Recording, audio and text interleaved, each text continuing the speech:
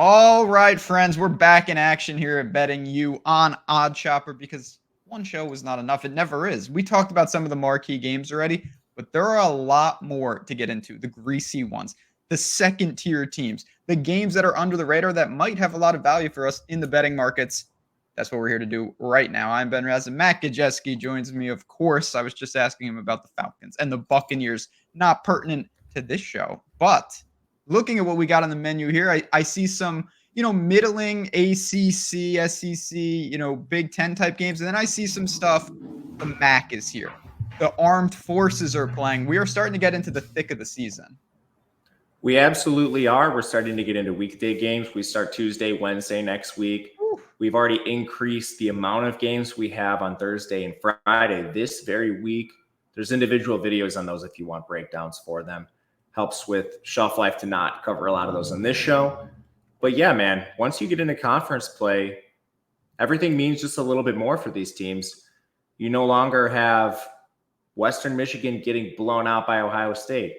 And there's an opportunity to take advantage of these. Honestly, I think maybe something I need to work on personally is just being more concise and talk about the data points that matter most with these teams so we can talk about more games. This is a personal flaw I'm trying to work on because there's a lot of games today we're not even going to get to talk about that I have a lot of interest in talking about. Well, we'll do the best we can. It'll be the earliest ever ad read for Tails. We're 1 minute into the show, but listen, that's why we invented the Discord. You're in there dropping a ton of good content that we don't get to on videos. That's just the nature of having hundreds of games. But the thing you said the most that I want to hit on is not my Discord. It is what we've got going on when you reset teams. And what I mean by that is you can be a MAC team or a team that went on the road 3 straight weeks, or you played, say, like Ohio State and Texas, and then you play an FCS school and you're 1-2. We have no idea how good those teams are. I think there's a lot of value in some of these teams when they get to level of competition that's more even. They actually are not as good or bad as maybe some of those non-con games indicated. I 100% agree. It leads to a lot of opportunity if you're doing your research and not overreacting too much to what you see. The only thing that kind of is interesting, I think, when you see, I don't know, like Western Michigan's schedule is in these MAC teams, this is a problem. How many guys got hurt in those games?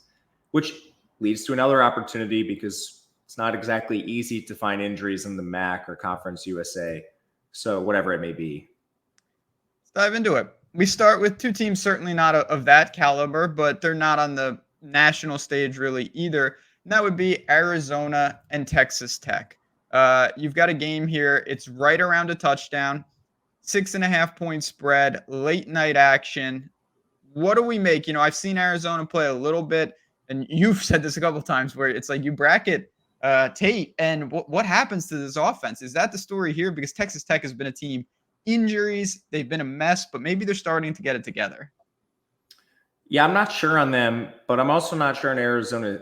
I wanted to buy just like whoever came in at the dog price. This is the one bad line I took this week. I believe I have a 5.5. It's at 6 now. I'll double check that before the end of this segment.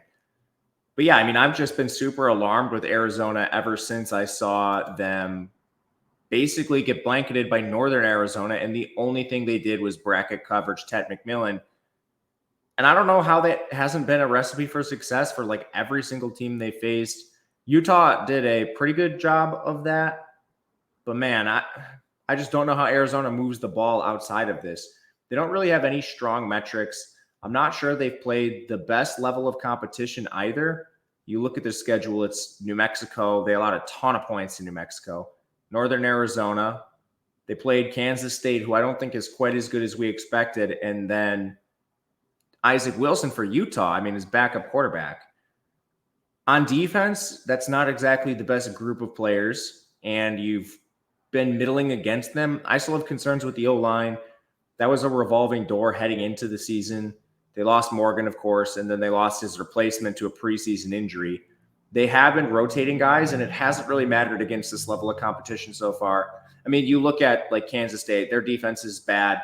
Utah, for some reason, everyone loves to say they have a good defense. They don't, and they're really hurt. So I don't really think this offense has shown that much. And it's like having data points against Northern Arizona is alarming to me. So I'm not really buying Fafita. He's been worse this year, probably because he doesn't have as many weapons to use.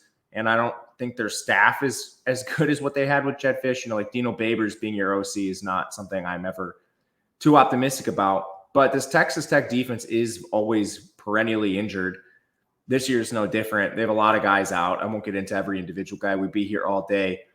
They've started to play a little bit better, and emphasis on a little bit. This is going to be a shootout team, certainly.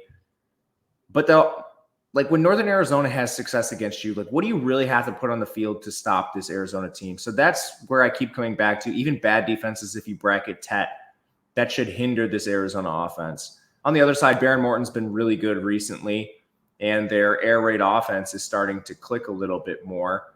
They don't have a ton of offensive injuries, just one offensive lineman to really note. Vinny Scurry's been gone, but they're still 6th in pass blocking, 72nd in run blocking. That's fine when you run an air raid. And I don't have any faith in the Arizona defense. They're 76th overall, 90th against the run, 55th in coverage. Again, we mentioned the players they faced through the air. Devon Dampier, Northern Arizona, Avery Johnson, who's more of a dual threat, and then a backup for Utah. Fully expect Texas Tech and their air raid to have success. And when they do run, Taj Brooks is a problem. This just comes back to the preseason at the end of the day. I'm not a macro buyer in Arizona. Once you get up towards the touchdown with Texas Tech, that's where I get interested. Any interest in just splashing on a money line? A little bit, not as much as normal. Okay. This defense is bad. Yes, it is. I can speak firsthand to that, but I'm no fan of Arizona either. You mentioned a coaching staff loss, massive. Not a huge fan of the regime change. Yeah, Brent Brennan taking his victory laps against a depleted Utah team with a backup quarterback. Good job, buddy. Show me how you do against Northern Arizona in the rematch. And I know you're not super. I'm a little more bullish on this team than you are, but I think it was Kansas State walloped them. Now the game was in Manhattan, but they got destroyed in that game. I watched it. That's not a good data point for them either. The Big 12 is so weird this year. Yeah, Big 12 is a weird conference. I really don't know what to make of it. We just saw like the UCFs of the world. But all right, one game, one dog. Now we go to the. I still am not used to like, oh, we go to the Big 10, and I'm talking about USC.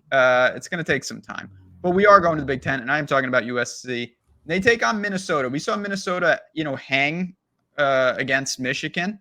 Had some chances there. We've seen USC at times look pretty good. What are we doing here, though? This is kind of that no man's land spread. It's at 8.5, 8, 9.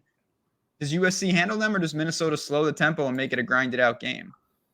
This upper to middle part of the Big Ten has been pretty tough to evaluate this year, and there's been a lot of noise in the box scores. USC against Michigan was a complete disaster.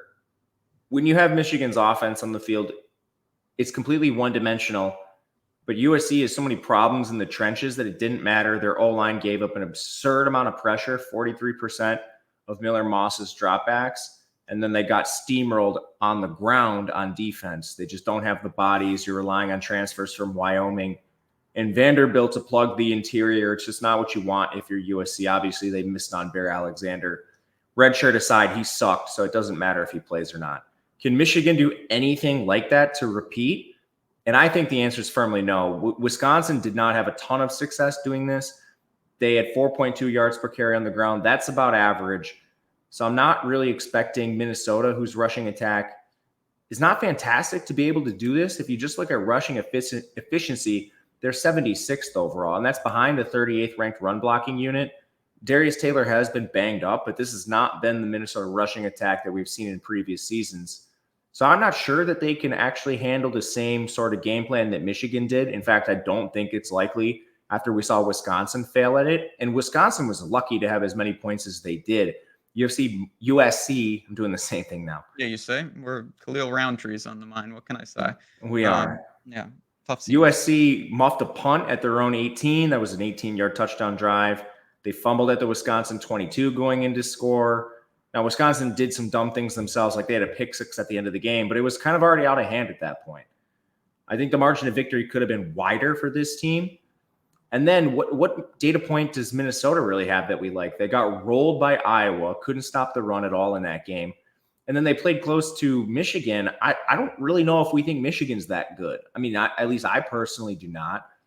As long as you stack the box against Michigan, you should have some success. And that's exactly what Minnesota did. So credit to them. Their defense is okay. They're 43rd. But they also haven't faced a good quarterback yet. Who on the schedule have you feared?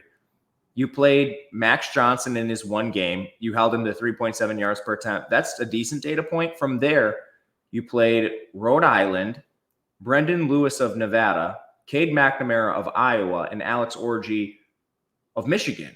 Is this secondary any good? Like, I legitimately don't have the answer. You haven't faced a quarterback that even has a pulse. Miller Moss definitely does. And like, even with this slate of quarterbacks, Minnesota's pass rush is 60th.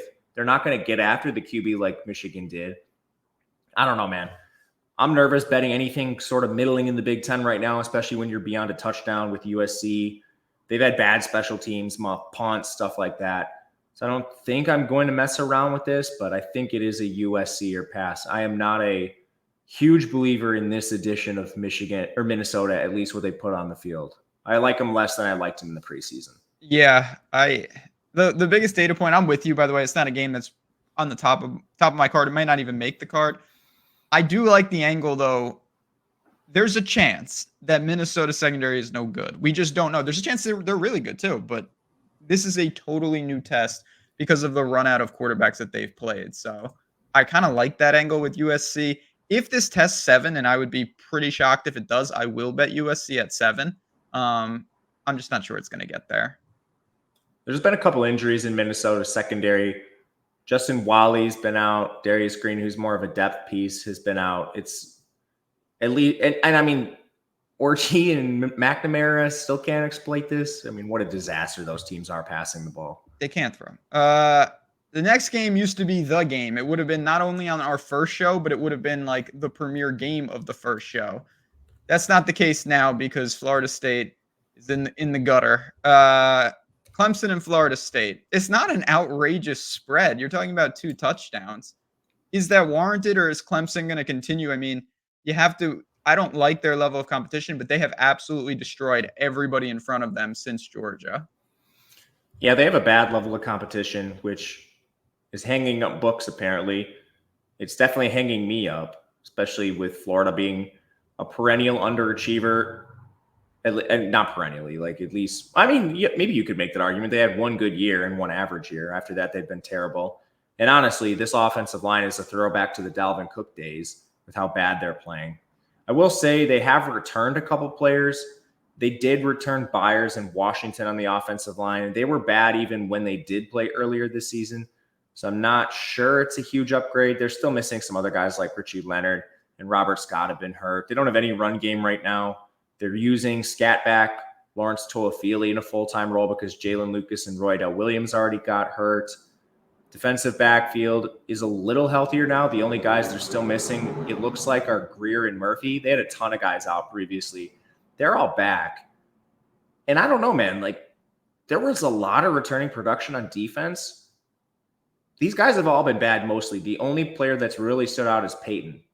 And I don't know what it is. This is a severe step down from what these players put on the field last year. That's always a hesitation for me. It's not even like a DJ Uiagalelei thing. When you have like 8 defenders all playing worse, something's going on, and I don't know what it is. On offense, you still have the quarterback problems. Uiagalelei looks like he's not going to play, so you move to Glenn. He couldn't beat out Uiagalelei, so do you have any real hope? Books don't seem to think so. This moved a half a point when Uiagalelei got ruled out in favor of Clemson, so maybe they think at least the unknown of the quarterback backup at Florida State is worth a half point because Uiagalelei was so bad.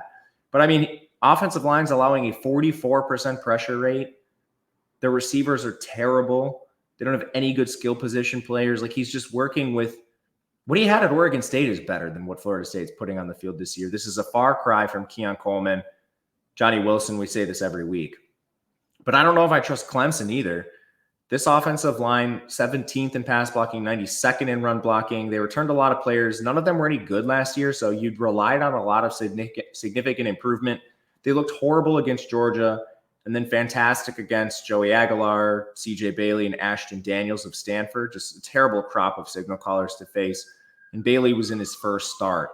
So all the guys you returned that needed to show improvement, they've checked the box, but against weak teams. So I'm not really sure if they're going to stand up to a team like Florida State that I don't know what to make of either. Like, this just has volatility written all over it to me. Oh, yeah. This type of game, I honestly think the prudent move might be Clemson alts and just call it a day. I could see Clemson winning by like 30, and I could also see the game just sputtering out and Florida State losing by like 7. That's a good point. I don't really think I have any interest in the current number. Yeah, it's but I mean, we've seen alts be live against Florida State all year long, and I definitely I would prefer a Clemson alt to, I don't know, Florida State money line. Oh, definitely. I think the Clemson alt is the side that I wanted to look to of like, okay, it could get out of hand quickly, and if that happens, minus 20 and a half, minus 27 and a half, something like that, could be interesting. Klubnik has played well against terrible teams, but I don't know. I'm still not ready to take my L, but it's getting close. Who do you have Clemson's schedule near you? I can pull this up right now. Yeah, I have it. What do you want to know? Do they have a test coming up anytime soon? So Clemson has Louisville at home. That's pretty good. They go to Virginia Tech, which was supposed to be a test, but Clemson really shouldn't lose for the rest of the year. They end with South Carolina. I just brought it up actually on the screen. Pretty weak. This is really weak. Yeah. The Citadel. The ACC is a corpse. Miami is our only hope. Miami will find a way to lose a game that they shouldn't, but they just will. They should have lost to Virginia Tech, which is insane. And I was high on Virginia Tech, and it turned out they were no good either. Maybe, and this would just be grounds that I'm meant to do something else. Maybe Pittsburgh will just go undefeated because they just keep rolling along. I've been looking and waiting for a spot to really short them. Multiple times they have snatched victories from me. 2-point spread here against North Carolina. What is going on with North Carolina's quarterback situation? Because that has been the theme of the year so far for them. Well, they don't have any options. Well, that's not good. Harrell was a 4-star recruit. He has fallen to 3rd string because obviously he was behind Max Johnson. Then they had like a mini midseason battle between him and Criswell where they both played a little bit and he lost. So, I mean, you miss on a 4-star like that, you don't have a lot of hope. Criswell's a journeyman at this point. He transferred out, he transferred back. They're currently the 108th ranked pass offense in the entire country. That's just raw passing efficiency. The weapons have been hurt, so maybe it's not all their fault, but most of them are back now. McCollum has been banged up. I don't think he's eclipsed like a 35% route share all year. He was supposed to be their number 1. Nesbitt's been banged up at times. He got hurt in the FCS game. He's back now, but I'm not sure on the health. The O-line is a real concern for them. They're 91st in pass blocking. Somehow they're 12th in run blocking. Some of these discrepancies are always weird to me.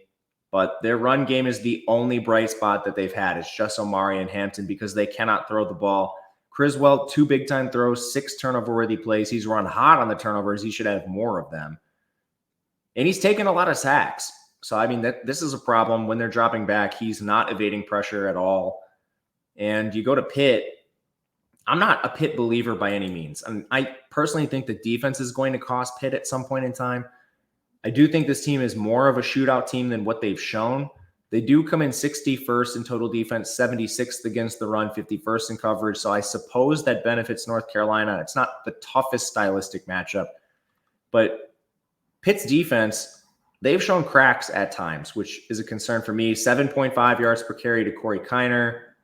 They did a better job against West Virginia, which has surprised me. But honestly, that's just kind of Garrett Green giving the ball over repeatedly. So I think that might have inflated their efficiency metrics. Who knows where Green is at this point in the season? He's been up and down all over the place.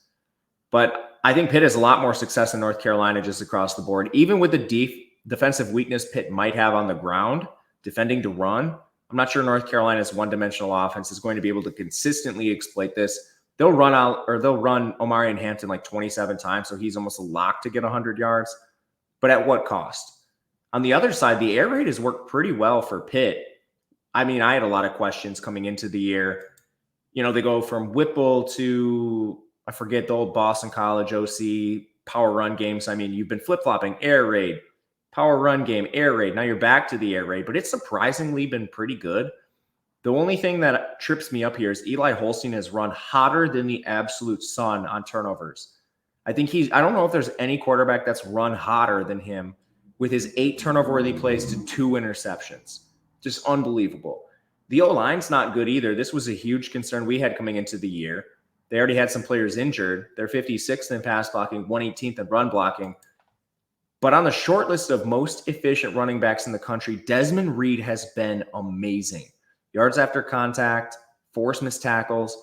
The O-line's given him nothing, and somehow he's turning it into big plays. He's an amazing pass catcher, so he fits the scheme well. Obviously, he transferred with his OC.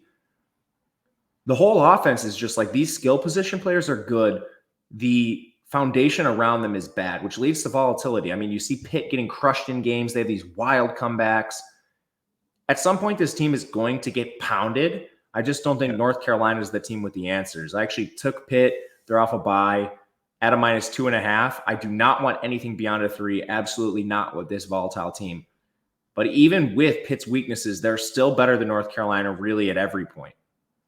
2.5's out there. It's right on the screen right now. Over under is 64. I honestly think you could go over there if you wanted to. I just think it's going to be a wild pace. Yeah, wild pace. North Carolina just gave up 70 real points to a team. So there was that. Pitt, my hope, and it's not going to happen, but my hope is that Pitt wins the next 3 games, and so does SMU.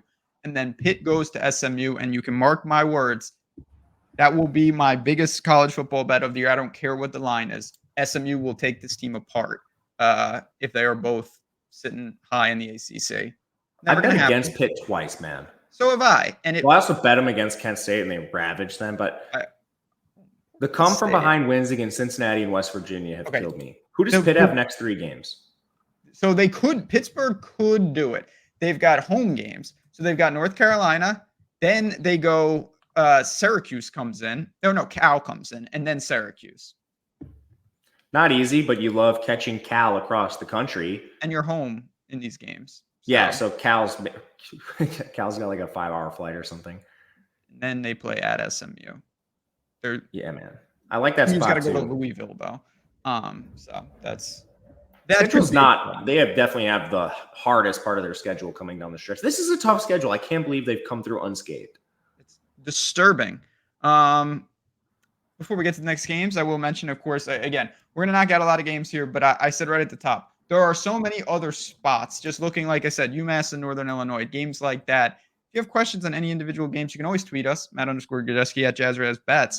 But the best way to do it is to get into Discord. It's not just about getting extra picks. It's about learning, having fun, sweating at the games, all that stuff, the community, getting closing line value. You mention all the time on the show, you bet these games, and then these lines move in your favor because you're ahead of injury news, things like that. If you want to secure that value, these are the way to do it. The links are below. I just pulled up an example of mine. Great time to get involved. We would love to have you guys in there, whether it's Matt's content, my content, both of ours, whatever you want. It is there. Those links are below. Staying in the ACC, Duke, who is another team that I cannot stand, against Georgia Tech, who is a team I can't get right. So this should just be perfect setup for all things nonsense. What do we got here? 9.5-point spread, 55-point total. Talk to me. I had this flagged ahead of the week as a potential buy low spot on Georgia Tech, but unfortunately, the books are kind of right on this right from the start. Georgia Tech favored by 9.5 in some spots. Like, no love for the undefeated Duke Blue Devils despite their start to the season. It's been very lucky, so I think that's, what we should have expected coming into this game. Duke had a 39% post-game win expectancy against North Carolina. Middle Tennessee honestly moved the ball better than I thought they would in that game. They won by 5 against UConn. That was a greasy game, and they should have won against Northwestern, who was on their now backup quarterback, Mike Wright.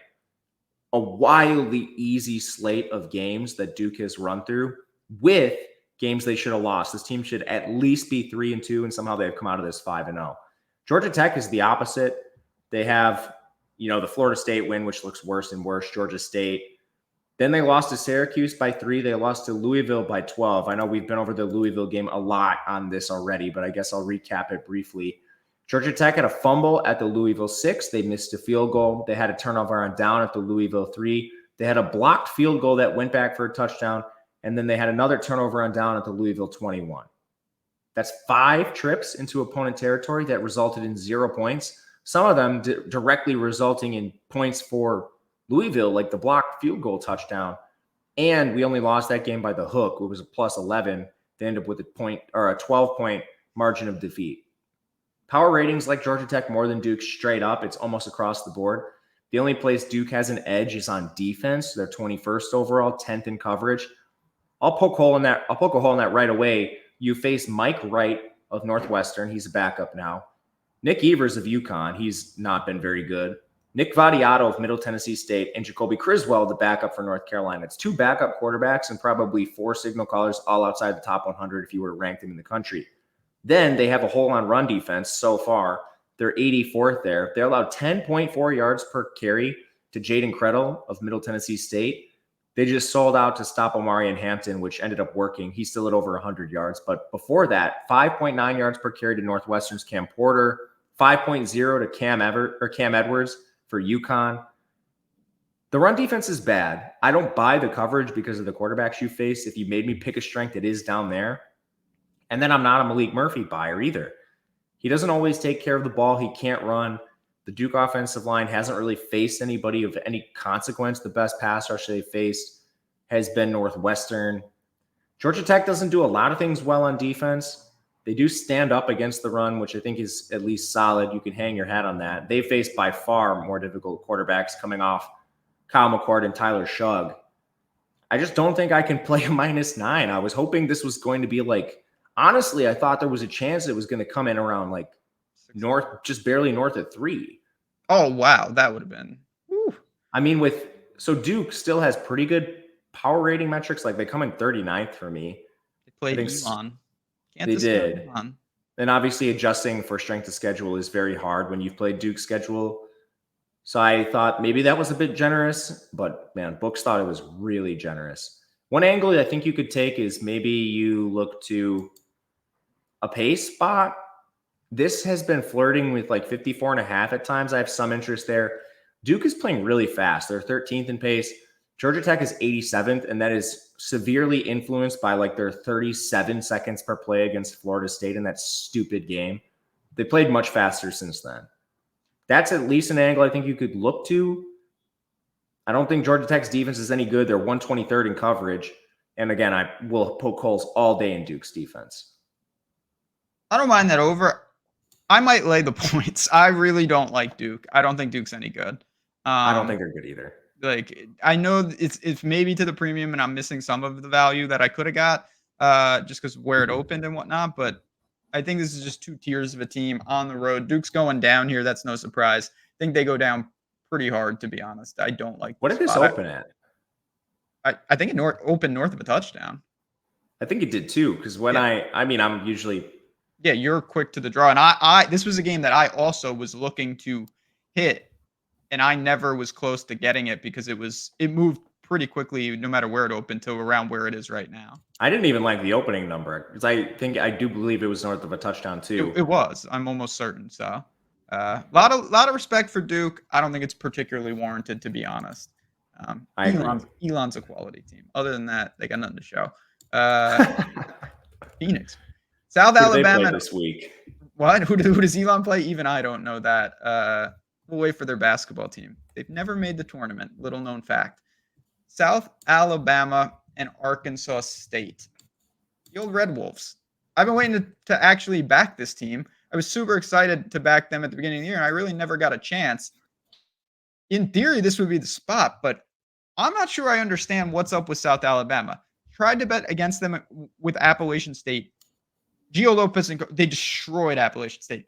Then they went to LSU for reasons. Obviously, they were handled there. Now they're a road favorite. What is the deal in this matchup? This team has been all over the place. Everywhere.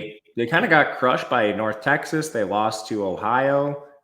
believe their quarterback got hurt in that game. Ohio's, that is. Also, Gio Lopez didn't play in that game, so that needs to be noted too.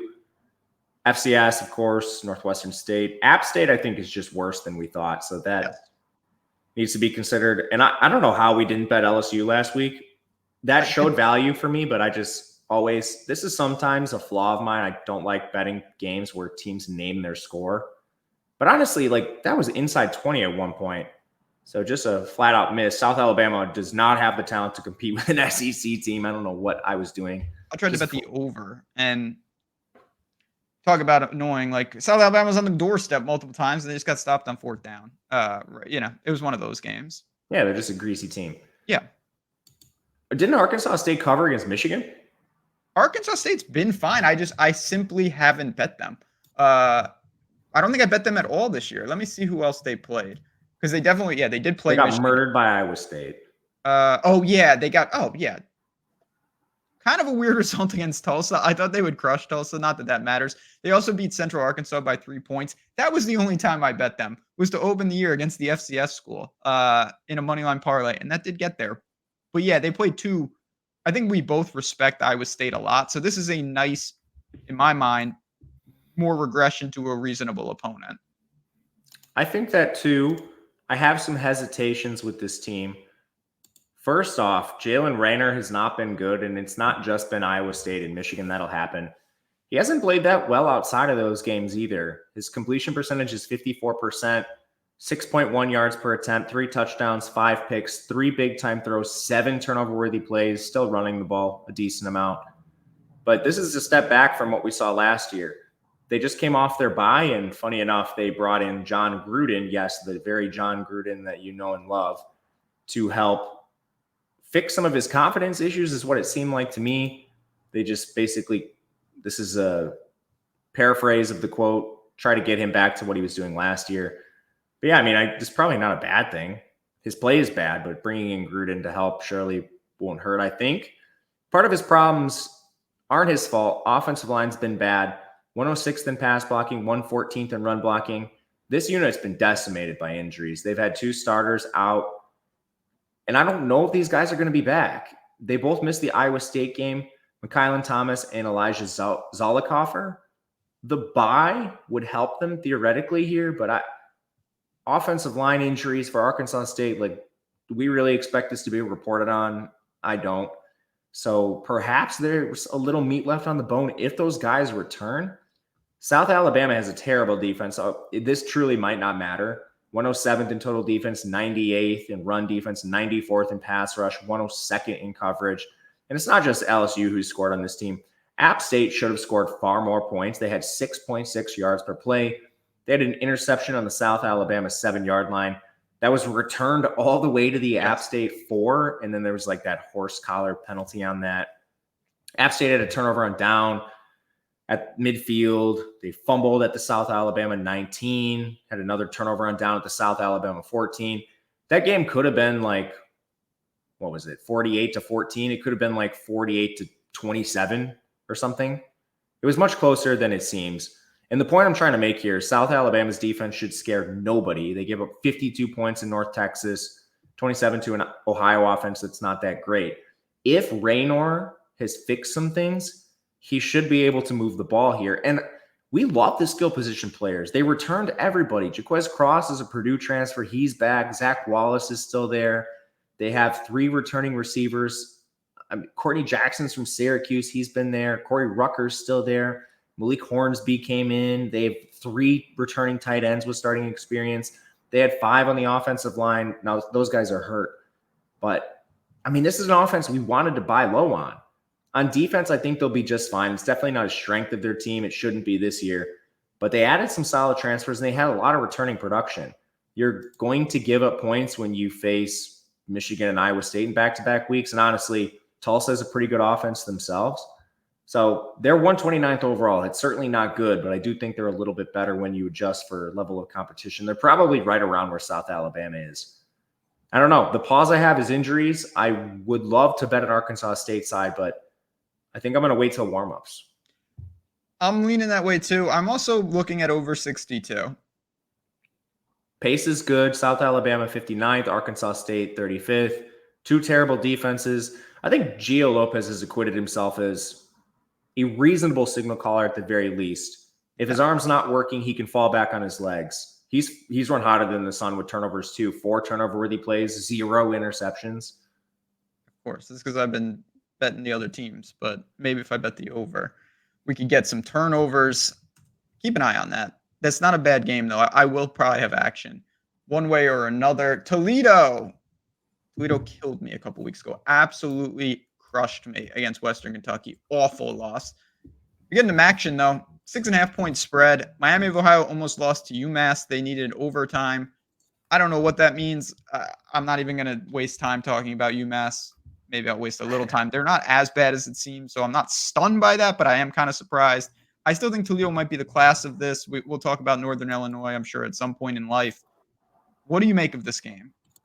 Well, I have UMass flagged as a value against Northern Illinois at a plus. Yeah, that's right. 17.5. That's too many points. They know. Honestly, I didn't. UMass is like towards the bottom of my to-do list because of how volatile they are. You know, if I add them, it'll be like a Saturday morning play. It'll be in Discord. There it is.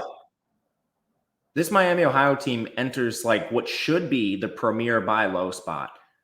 The problem is they played Northwestern, Cincinnati, Notre Dame, and then UMass.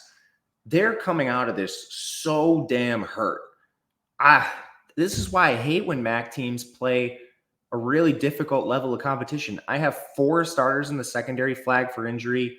One of their starting linebackers, starting guard, a safety, their tight end. I mean, I don't know what to do with this team. The reporting is horrible in the MAC.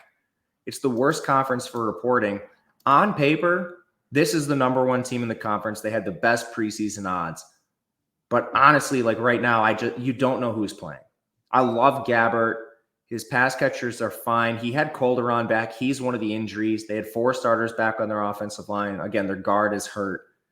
Some of their best defenders on defense just flat out are injured right now, and you have no idea if they're going to play. So, I mean, right away, like, can we even use the buy low spot? I'm no fan of Toledo. I guess here's the thing. Like, watch these injuries. I'll tweet them out if I see them on Saturday. But the reason I wanted to short them not only is because they played that very difficult level of competition, they have a good quarterback, and they returned a decent amount of production, but Toledo has been running hot. And they were in position to win that Western Kentucky game. They blew it. They allowed a lot of production to Western Kentucky, man. Like that, they put themselves in a volatile spot. So I don't hate the play we made, but I also am not super upset with the loss. But Gleason, he has 1 big time throw, 4 turnover-worthy plays. He doesn't really do anything. He just needs to get it to his playmakers who have been amazing. That needs to be said. But I think there's a lot of room for this team to regress. 132nd in pass blocking, 101st in run blocking. And then has it really been the toughest slate of games? You played Duquesne, UMass, Blake Shapen, and Mississippi State. They obviously won that game. That's a big feather in their cap, but that's the worst SEC team. And then Western Kentucky. I mean, I don't think this is the best unit. And to have your offensive line be outside the top 100 in both pass blocking and run blocking is a concern, especially when your quarterback's not making a ton of plays. They are very good on defense. They've stood up well. The cracks they've shown, it's basically just been Shapen, 8.2 yards per carry. That makes sense. He's an SEC quarterback. Veldkamp got him for 8.1. It's how much of this efficiency stuff is like boosted by UMass and Duquesne versus Mississippi State and Western Kentucky? I think that's a reasonable question. You could argue their defense is a little worse maybe than what the numbers suggest, but I don't think there's a very strong argument there. As far as injuries go, this team is also hurt. So, I mean, you could be set up for just an absolute smash pile with Miami, Ohio. Say their defensive backs are healthy, and then the players for Toledo that are banged up, their left tackle, Allen Jones, their center, Jacob James, both missed time. They have 2 players in the secondary that are also hurt, Jadarius Perkins and Nasir Bowers. Same situation as Miami, Ohio. No idea if they play. This will be just this straight up Saturday, glued to my keyboard, hit this live or hit it pregame if injuries break the right way. Greasy, but I have to side with you too. A lot of variance in these games, and you mentioned the injury news could break your way and you could really get some nice value. It's one to keep an eye on. Staying in the MAC, this team, honestly, maybe the strangest team in the country because, first of all, they didn't play in week 1. I'll never understand that. Talking about Ball State and Western Michigan. Ball State, I don't know anything about. You'll have to tell me about this Samanza character that they're using. They gave up an insane amount of points to James Madison, but James Madison also scores an insane amount of points. Their only win is against an FCS school. Seen Western Michigan play, but not in fair fights. 8.5, 9, 9.5. Spread is bouncing all over the place. What do you make of this matchup? Really tough one to peg, even with like level of competition stuff. Just going back to the preseason for a moment, had Ball State power rated as the second worst team in this conference. It had Western Michigan 4th, albeit slightly, very, very slightly ahead of Central Michigan, Northern Illinois, and Ohio. There was like this log jam in the middle point of the MAC coming into the season. But when you look at these two teams, it's very difficult to evaluate Ball State. I think the one major takeaway we can come away with is this defense is horrible. Horrible. They rank 134th. There's only 134 teams in the country. I legitimately think they might stone be the worst defense. I'm talking worse than Kent State. They allowed 12.4 yards per attempt to Cam Ward. Okay, makes sense. 9.3 yards per attempt to Joe Labas, the pick six factory. 10.0 yards per attempt to Alonzo Barnett. That's fine. All these teams have been able to run. Like, focus on Central Michigan, the worst team that they faced so far. 18.9 yards per carry to BJ Harris, and he had a reasonable amount of carries. 6.6 yards per carry to Marion Lukes. This defense is terrible. So can Hayden Wolf come in here and dice up this defense? Absolutely. There's not too many injuries on Western Michigan. Their starting running back, Jalen Buckley's been out, but they've been able to get by with their backups. They did return their number one receiver, Kenneth Womack, in their last game, so that should be helpful to Wolf. He's a very average player. He's an average player in the MAC, but he's a veteran. He takes care of the ball reasonably. The O-line is average, both pass blocking and run blocking. Can Ball State score? I don't know. I don't think Western Michigan's defense is any good. They've at least stood up better than Ball State's. They're 123rd overall. Basically, they handled Van Dyke, got diced up by Will Howard, got diced up by an FCS team, and then 7.1 yards per attempt to Stone Earl, but they also allowed 13.5 yards per carry in that game. Their defense stinks. I just don't know if I buy Simonzi. He has double the amount of turnover-worthy plays compared to big-time throws. He can't run. Offensive line actually has been reasonable. 65th in pass blocking, 73rd in run blocking.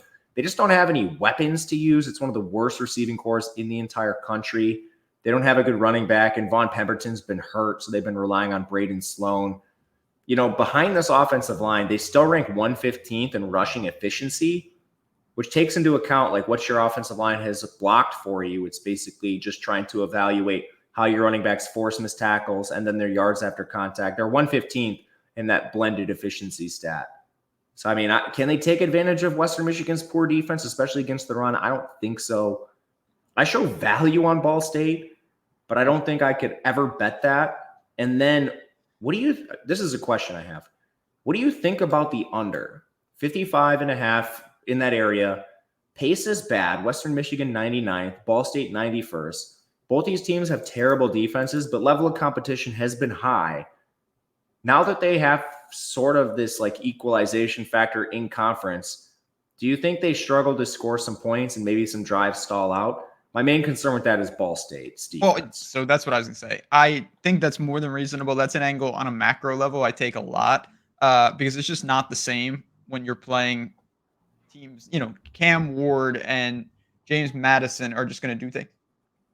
Ball State is uniquely bad at defense, and I don't think it's just level of competition.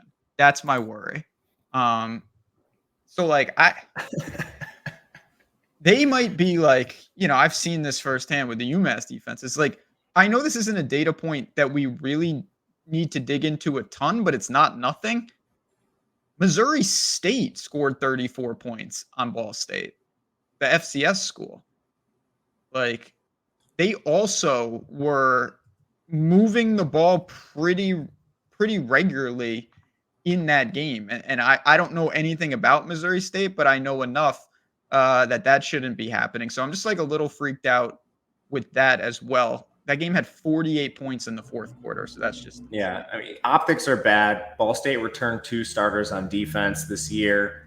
They moved their quarterback, last year's starting quarterback, Kyle Kelly, to defense because they didn't have enough players over there. They're down one of their starting linebackers, not that it matters, but Joey Stemler missed their last game. That can only help. But that's probably true. I mean, I don't even know, man. This is a terrible team. No offense, speaking of terrible teams, and it hurts me to say this, but Air Force is terrible. Air Force is absolutely horrendous. I have seen them play. Wyoming just beat them. That's not a good sign. Commander Trophy, they all play, and this is the start of it. Navy's good. Navy might be really good. And there are some rogue 9.5s. You have to lay a little extra juice. I'll get right to it. I think that Navy is just simply better. I know these games are always weird, option versus option. To me, it's just a talent disparity situation. 100%. Going back to the preseason, Air Force replaced almost their entire team, which is, it's an armed force academy. This is not a school that recruits. Like, typically they're outside the top 200 in recruiting. All of them are. And that's when you start including FCS schools, of course. So to be behind like 50 FCS schools, that shows you the talent they're working with. They get there through coaching. They all, generally speaking, have good coaches, and they play an offense that's hard to prepare for. With that said, when you are a young player for this team who hasn't been in the system for 3 or 4 years, it's also hard to actually execute a game plan, which has been Air Force's main problem. Now, they have been really, really hurt. Top 2 receivers have been out. They've had a ton of injuries at running back. It's been a revolving door there. Their quarterback is not getting a lot of time to play behind, like when they're passing, no time in the pocket. When they're running, they're not really getting too much for him. They have 5 new starters on the offensive line, like completely inexperienced guys, so this makes a lot of sense. Even on defense, this team only returned 5 players, and 4 of them were in the secondary. That doesn't matter at all versus Navy. The best, and perhaps Navy's the best rushing team in the country right now when you consider teams know exactly what's coming at them every time they run the ball, and they still are having success.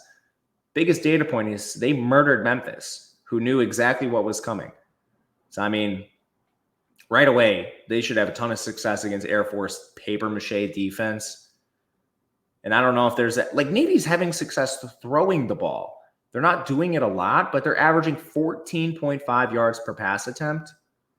Blake Horvath, their quarterback, is 9.6 yards per carry on a pretty large sample at this point because all they do is run. I don't know, man.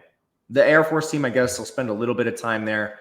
The defense is terrible. The biggest data point I guess you should look at is they allowed Evan Svoboda to achieve 7.9 yards per attempt that game. with a broken nose. He broke his nose like pretty early in that game, played through it. Doesn't matter, though. 5.1 yards per carry to Sam Scott, 6.7 to Jamari Farrell. Before that, they played Baylor and San Jose State. It looks even worse when you get to those teams. The defense stinks. The offense can't move the ball. They're outside the top 110 in every single metric except run blocking, and it hasn't mattered because their players are so inefficient behind them. I took a -8, knew this would move immediately.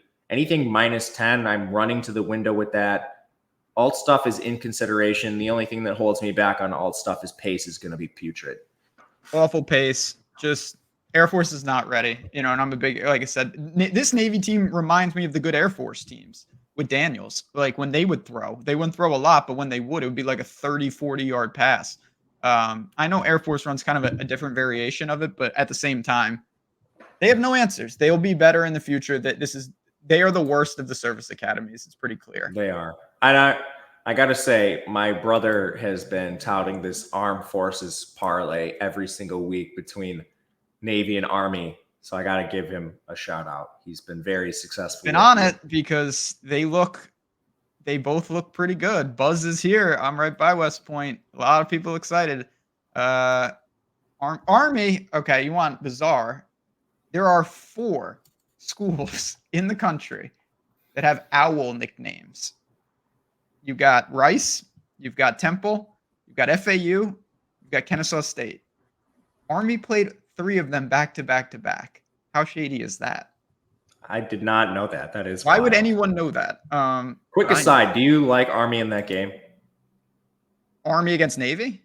Army against Tulsa. Sorry, not Oh. the Armed Forces game. I was That like, would be, that's a wild look ahead line. Yeah, I was gonna say I haven't really thought about it. I'm still kind of a Tulsa believer. So am I. It's too many points. I think Army won, but it's north of 10. I brought it up just right now. It's 12 and a half. That's a lot of points. Army's defense still comes in pretty bad in efficiency metrics too. They're 98th overall, 89th against the run, 80th in coverage. Kind of agree with you. I mean, I don't know if I'm going to take this game. Can't go against my brother's Armed Forces parlay right now. I don't even bet parlays, or money line parlays. But I mean, that's at least worth considering. Army has played, like all the owl schools who don't have good quarterbacks. I mean, owl schools. That's what I'm talking about. Yep. To be 98th in defense and having faced Lehigh, Cam Fancher, EJ Warner, and Kennesaw. Is it Kennesaw the other one they faced? They didn't face. That's the one they did. They played Temple, FAU, and Rice. That's the one. Yep. Temple was moving the ball on that team. Temple had a lot of penalties that cost them. Yeah, Temple's all right. Temple beat Utah State. Utah State is awful, by the way. That's a low-key team they'll never make the show, and they shouldn't. They're terrible. That's because they have Spencer Petras. They play Boise State. All right. Couple more games left. Then we'll get don't even just Genty's minus 3,000 to score a touchdown. Literally. Genty's rushing prop is 192.5. It's probably too low, honestly. He's amazing. Now, speaking of things that don't really make sense, though, it's actually a perfect segue. I haven't seen James Madison at all. The only thing I know about James Madison is that Indiana obviously has a lot of their good players. But apparently they had unlimited good players because James Madison, every time I look at the score on the bottom, it's like, oh, they've scored 60 points in the first half. Are they that good, or is it just like a perfect storm of bad defenses? Because Louisiana Monroe is better than I thought, but they're still Louisiana Monroe. They've got problems. We'll get into them. Poor guy. James Madison, I've been very surprised. They, as you mentioned, replace a lot of players, but they did have some good foundational pieces. They had 4 starters returning on their offensive line, and they added 3 transfers. 2 of those transfers have come right in and started over the returners. That's Pat McMurdy from Holy Cross. That's the coaching staff that came in. And who is this other gentleman that came in? I forget where he's from, but it's Jesse Ramo. He's from St. Francis. Okay. To get this kind of play out of these 2 FCS guys is wild. So that was, part of the reason. Well, first of all, I didn't expect them to start over Toner and Wyatt, but they've come in, they've made the jump to the FBS and played extremely well, and not all against terrible competition. You see like North Carolina on the schedule. It's not like they've been facing complete cupcakes the whole way. And then Alonzo Barnett has been awesome for this team. He's had such a good season so far. Amazing rusher, 6 yards per carry. He's taking care of the ball. 11 big-time throws, 3 turnover-worthy plays, great completion percentage, 10 yards per attempt. And I think this is just an offense that has such a good foundation built by Barnett being capable of taking advantage of what the defense gives him, not turning the ball over, and the O-line being 6th in pass blocking, 5th in run blocking. They actually have pretty bad efficiency metrics from their receivers and their run game. But I think the foundation here is just so good that it doesn't matter. Barnett has so much time to throw the ball. He's a capable runner. The backfield honestly has some room for improvement. Like Ayo Adeye's been hurt all year. George Petaway is a North Carolina transfer. I expected more from him. Coming into the year, I didn't like their receivers, but I didn't expect them to have unlimited time in the pocket to throw. Louisiana Monroe, are they really going to create any problems on defense? They're 89th in total defensive efficiency, 107th against the run, 78th in pass rush, 52nd in coverage. They have been better than I thought they were going to be this year, but I still don't know if they can move the ball. The defense has stood up in games and kept them competitive in spots like against Troy, but they just benched their quarterback in the last game, General Booty. I don't know if they're going to move consistently to Aiden Armenta or if they're going to play some sort of platoon. It's a concern for me either way, and I'm not sure it matters. Underlying, these quarterbacks have combined for 0 big-time throws, 5 turnover-worthy plays.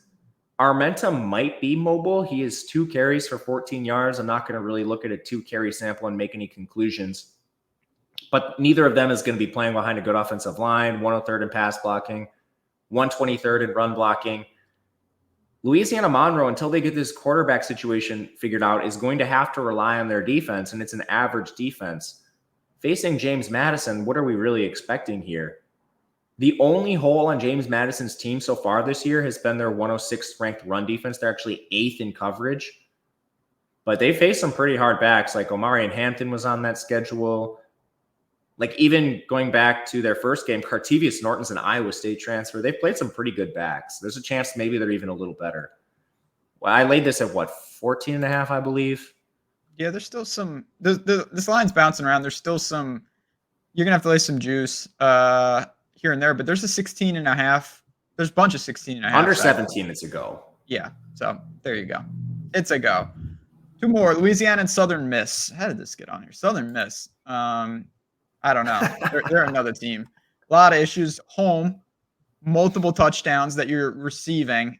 Is it enough? I bet Louisiana minus 14.5. I thought this one would move more. It's stuck. It's still 14.5. Yeah, I love that. I'm going to take that all day. Pace is not great. Southern Miss is 63rd. Their average. Louisiana's 109th. But Southern Miss is a disaster. This team is 120th on offense, 124th on defense. They don't really do anything well on offense. The best unit they have is their 70th ranked pass blocking. They can't run the ball whatsoever. They're 129th, so they are a one-dimensional offense through and through. Louisiana is 69th in coverage. So, I mean, when Southern Miss tries to throw, which is what they're trying to do, they have a 52% pass rate. They're working right into the strength of Louisiana's defense. The only weakness Louisiana really has is their pass rush. They're 133rd. And having watched a little bit of Louisiana, I think this is more, like some teams choose not to. Like they prefer to play a more conservative defense, drop more into coverage at the expense of their pass rush, like give up a play here and there, play a bend but don't break defense, rather than like a havoc-centered defense. And I think that's what Louisiana is doing, if that makes sense. Yeah. They do have a couple injuries. Casey Osai got hurt at middle linebacker. Cortland Flowers is suspended. But Southern Miss's offense is so bad, I don't think it matters. They already benched their quarterback. There's 3 quarterbacks listed with the dreaded "or" on the depth chart. This isn't week 1. You don't want that at this point in the season. They don't have any good skill position players. Louisiana has been pretty good on offense, 35th in efficiency. Great O-line for Louisiana, and they have room for improvement. They just got back their guard, Jax Harrington. So their 80th ranked pass blocking, 55th ranked run blocking has room for improvement. He's a veteran starter for this team. He's very good. And then they have good skill position players. They got back a guy I completely forgot about, Lance Legendry. You remember him? I don't even know if I'm saying that right. No. He was on Maryland, and then he played in 2022, and I think he was hurt all last year. He had a big game last week. Just getting deeper at receiver is going to be a problem. They have a great run game. Southern Miss is 124th on defense. They're outside the top 100 in every single major efficiency category. This one's a go around 14 for me as well. And I laid the half point, 14.5. Yeah, Southern Miss is just bad, man. Their coach is going to get fired. They're just bad. There's no way around it. They're one of those teams. They're just flat out. They had nothing going on. All right. One final game, then don't worry, we'll get to the best bets. But I also want to mention, especially on an episode like this, if you're looking to bet these type of games, having the bankroll not overextending is crucial because there's just a lot of things going on. MLB playoffs, NFL is here. There's soccer all day, hockey starting, NBA. $200 in bonus bets goes a long way. It can allow you to take some of those shots without the risk of some of the other traditional metrics. Bet365 is offering it. Bet 5, you put it on your favorite game, win or lose, you're getting 200 in bonus bets. The link is below. Obviously, you got to see if they're in your state, but click that link and take 2 seconds. Make sure they're not in your state, because if they are, you should take advantage of this. 21 plus, 18 Kentucky. If you have a gambling problem, call 1-800-GAMBLER. Great way to get some extra funds for this weekend. And then you use it, you hop in tails, and now you're rolling. Last game, here we go. West Virginia. Why? Why do we have to deal with 2 teams that I couldn't break down for the life of me? Oklahoma State is not a team that I'm a fan of, but they're in Stillwater here. I don't know what to make of both of these teams. You mentioned Green. I was so high on him coming into the year. He's making mistakes all over the place. Ugh, tough game to break down. The Big 12 has generally been this. Yes. You bet the team's not expected to win. You're probably doing pretty good in all those games, whether they're Big 12 teams or their opponents. But You mentioned the struggles of Garrett Green. It's been largely turnovers. He got those corrected a little bit in their most recent game. But usually you hate West Virginia when they're going on these long road trips. They're off a bye, which I think probably helps. But I still am not buying a lot of what this team has put on film so far. You had the loss to Pitt, which they probably should have won. Then they beat Kansas. They had a 27% post-game win expectancy. They certainly should have lost there. But on the other side, Oklahoma State basically has like all those same metrics. Like they had the Arkansas game. They should have lost that one. Their second game, real game, was against Tulsa. And then they lost to Utah. That was the greasiest game of all time against the backup quarterback. And they got slaughtered by Kansas State. So what do we actually know about these teams? The first thing I would say that we can say with certainty is Oklahoma State's defense is horrifying. Terrible. This is one of the worst defenses in the Power 4 conferences, and somehow they only rank 78th. Like, this is one I don't buy whatsoever. And when you look at what they've allowed to players, this is alarming. Avery Johnson had his best game by far this season. Giddens was at 12.5 yards per carry. Isaac Wilson, the backup for Utah, 7.1 yards per carry. That's fine. Micah Bernard, 7.3 yards per carry. Taylon Green, 9.2 yards per attempt. 7.1 to FCS quarterback. Like, this is just a terrible defense. They do have 2 injuries, Colin Oliver, Justin Wright. That's not enough to excuse what they put on the field. West Virginia, for all their problems, they're still 36th in offensive efficiency. This O-line has been great. They're 9th in run blocking. That's what they want to do. 60th in pass blocking. Largely, their only problems have been Garrett Green's efficiency. 7 turnover-worthy plays, 7 big-time throws. He's converting them to interceptions at about an average rate, so there's nothing like crazy in the box scores for Garrett Green. He just flat out has not played as well as he did in 2023. That's limiting the offense. But as long as he can keep the turnovers in check, they should move the ball. On the other side, I feel vindicated a little bit here. Alan Bowman has been terrible since he stepped up in competition. You know, they play South Dakota, Arkansas, and Tulsa in their first 3 games. He looks like a Heisman candidate. Since then, he's had 0 big-time throws and 4 turnover-worthy plays against Utah and Kansas State. Check where those 2 teams rank on defense. It's not great. Utah had 2 injuries to starters in their secondary, a couple more in their back 7. Linebackers hurt too. That defense has been a disaster. Kansas State, the weakness of their team is their defense. I don't know what to make of Alan Bowman at this point, but I'm not buying him. They can't run the ball. They're 103rd in run blocking. Ollie Gordon's having a putrid season. The only hesitation I have is I didn't buy this right away. I don't love the +3 on the road. And these players are talented. You know, like at some point, does Ollie Gordon have an eruption spot? Maybe. Brennan Presley, DeSange Dribbling, Rashad Owens are very talented players. The O-line is pretty good. They've lost some guys, though. Jake Springfield's been hurt, and Brooks hit the transfer portal because he wasn't playing. So what was the best unit of their team has shown some cracks. Definitely West Virginia or pass. I'm probably just going to hold off on this and maybe play it around kickoff. If Oklahoma State gets some buyback, or maybe just take a West Virginia on the money line at that point. It's moved too far to really have any actionable play at this point Thursday morning, but I probably will end up with some sort of West Virginia position. Yeah, we'll see if a 3.5 ever pops back up. Right now, it's not out there. All right. So I wanted to ask you this, and it's going to relate to what we're about to talk about. Early in this show, I heard a speeding car, and then I heard some sirens outside. I live very close to a police station now. Okay. Well, if there was a crime committed, you get a knock on the door, and the police say, "Where were you?" You're going to tell them you were doing this show. But you're going to need an alibi, and they're going to say, "Prove it. Prove that you were doing a college football show." What bets did you discuss, particularly your favorites? So for the police and for us, what would be your best bets? I'll give you 3 of them because 2 of them are laying a lot of points. It's Navy, #1 over Air Force. This is still inside 10 at a lot of spots, which doesn't make a lot of sense to me. Air Force replaced their entire roster. Navy has been, first of all, they were the best Armed Force team preseason because of how much they returned, and they've exceeded expectations, even having success throwing. I'll take Navy anything inside 10. Second, Louisiana over Southern Miss. Southern Miss listed 3 quarterbacks with the or in the depth chart. They just benched Tate Rodemaker. Their defense is outside the top 100 basically everywhere. Louisiana, good offensive line that's getting better with the return of Jax Harrington. Complete offense. I think 14.5 is just fine with that team. You know, I'm going to give you 2 more. I still think James Madison against Louisiana Monroe inside 17 is fine. Same concerns with Monroe. They're also benching their quarterback. James Madison has one of the best offensive lines in the country behind those 2 FCS transfers at tackle that have been able to get a lot done. And last one, not the greasiest, but maybe in name alone, Pittsburgh against North Carolina. 2.5s or 3s, I think, are fine. Would not go beyond 3, but not buying North Carolina on their backup quarterback without their best defender still. Came on Rucker. Pittsburgh running that air raid offense is going to cause a lot of problems coming off the bye as well. Throwing in a greasy one. I'm laying the points with Georgia Tech. I don't like Duke whatsoever. It's higher than I wanted, but it is inside 10 everywhere. Georgia Tech makes a statement. They get the job done.